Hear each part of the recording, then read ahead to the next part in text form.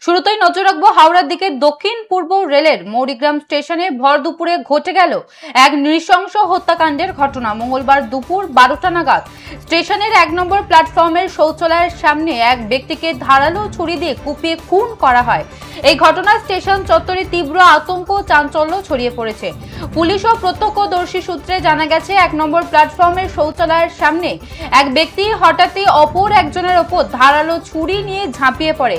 এলোপাথারি ছুরির কোপে রক্তাক্ত অবস্থায় প্ল্যাটফর্মে লুটিয়ে পড়েন ওই ব্যক্তি।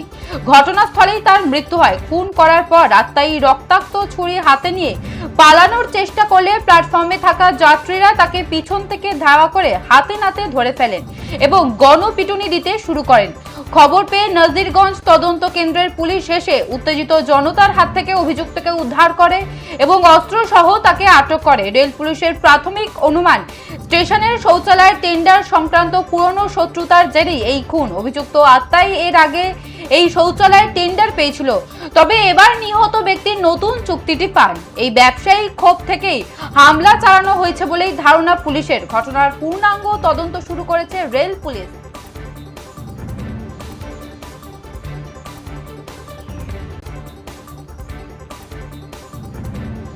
নজর রাখছিলাম মৌরিগ্রামের দিকে। মৌরিগ্রাম স্টেশনে ভয়ঙ্কর রক্তক্ষয়ী কাণ্ড, শৌচালয়ের টেন্ডার বিবাদে ভর দুপুরে খুন ধৃত আত্মাই। দক্ষিণ পূর্ব রেলের মৌরিগ্রাম স্টেশনে ভর দুপুরে ঘটে গেল এক নৃশংস হত্যাকাণ্ডের ঘটনা। মঙ্গলবার দুপুর 12টা নাগাদ স্টেশনের 1 নম্বর প্ল্যাটফর্মের শৌচালয়ের সামনে এক ব্যক্তিকে ধারালো ছুরি দিয়ে কুপিয়ে খুন করা হয়। এই ঘটনায় স্টেশন চত্বরে তীব্র আতঙ্ক ও চাঞ্চল্য ছড়িয়ে পড়ে।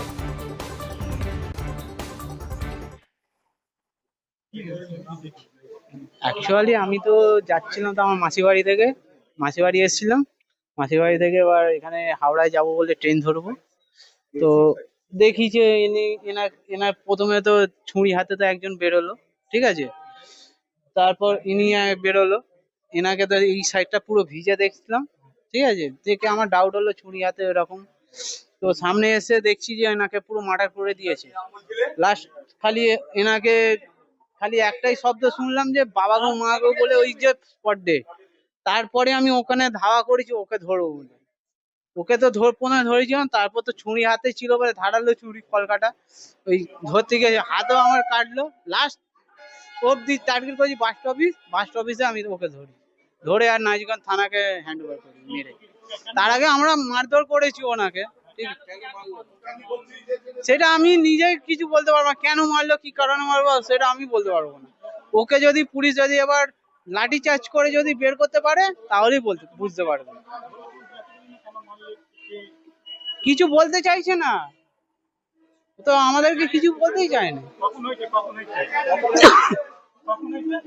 বললে তো আমরা তো তবে তো আমরা তো বুঝতে পারবো।